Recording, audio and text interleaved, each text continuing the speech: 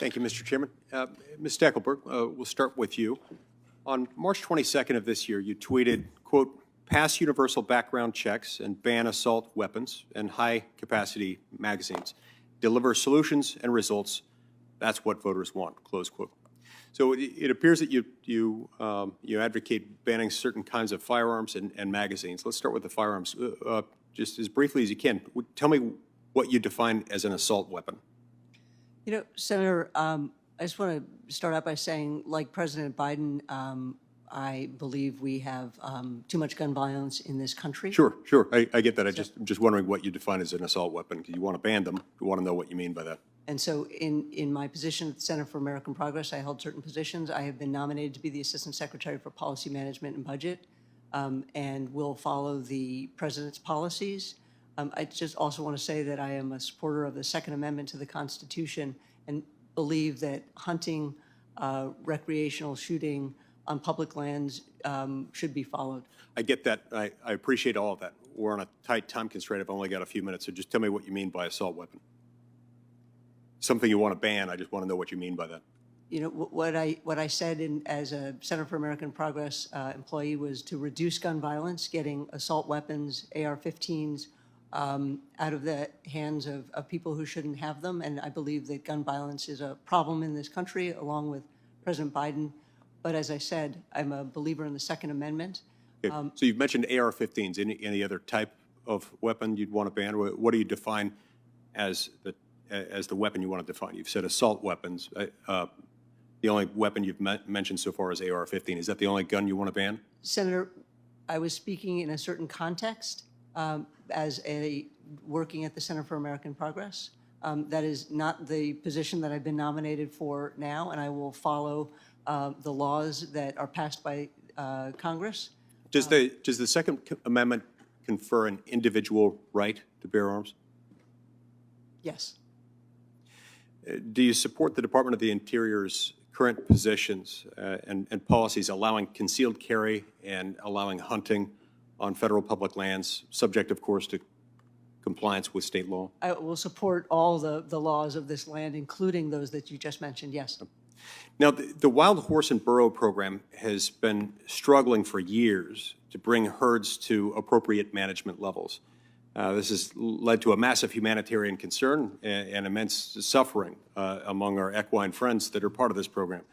How do you believe we can better use fertility treatments to get us to sustainable levels on the range?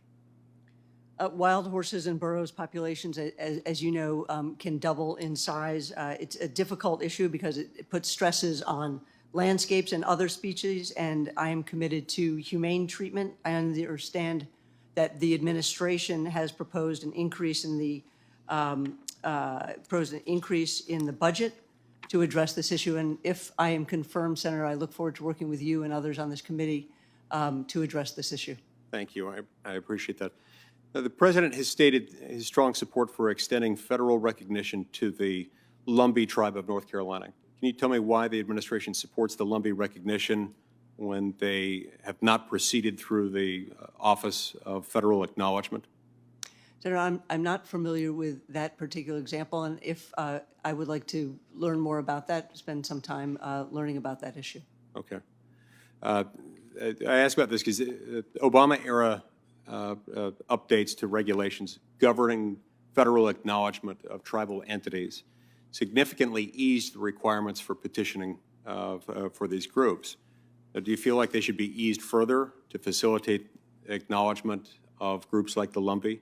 You know, Senator, recognition of tribes is incredibly important. I know it is a priority of this administration and of Secretary Holland. I'm not currently at the department, but if I am confirmed, I look forward to working with you and others on this committee to ensure that we have proper recognition of tribes and have really enhanced the sacred trust that we have with Native Americans.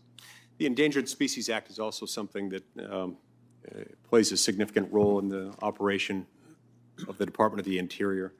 And the Endangered Species Act has often been interpreted and applied in ways that have prevented forest management activities of the sort that are necessary to reduce the risk of wildfire. And ironically, this is in turn presented greater threats to wildlife. And so, unfortunately, when forests aren't managed, they can become more dangerous for the endangered species that exist there. Now, how do you think we can better implement forest management to prevent wildfires and protect species? I just want to say at the outset, I want to note that I don't believe that there's a choice. I think it's a false choice between wildfire and the economy and species, and I do want to work with you and others on the committee to ensure that the Endangered Species Act is implemented correctly. I think it's been a success. We just have to look at the bald eagle or the American alligator to ensure that. As I noted in my opening, wildfires are a growing problem with severe drought and the prevalence of them. And I look forward to working with this committee to ensure that we address not just endangered species, but our forests as well. I mean, I was heartened to see in the bipartisan infrastructure deal, as it's been reported, that there is money for additional support for wildland fires. And I'm looking forward to, if I'm confirmed, working at the department to bring those disparate and often distinct bureaus and divisions at the Department of Interior together to address not just endangered species, but forest management. One of the things that I've done throughout my career is work with local stakeholders to ensure that we come up with solutions that are durable. I think forest management, wildfires, and endangered species and addressing those challenges are among the things that will require that kind of ability to bring different stakeholders from the local level, from private landowners to ranchers to farmers and others. Thank you. I see my time's expired. I agree with you. The Endangered Species Act has in many ways been a success. To those species and to those humans whose habitats have been destroyed through mismanagement and misapplication of the Act, when we can see harm coming, fuel building up, and a refusal to treat them, that is less than a success, and I look forward to working with anyone within the department who can help address that. Thank you. Senator Heinrich.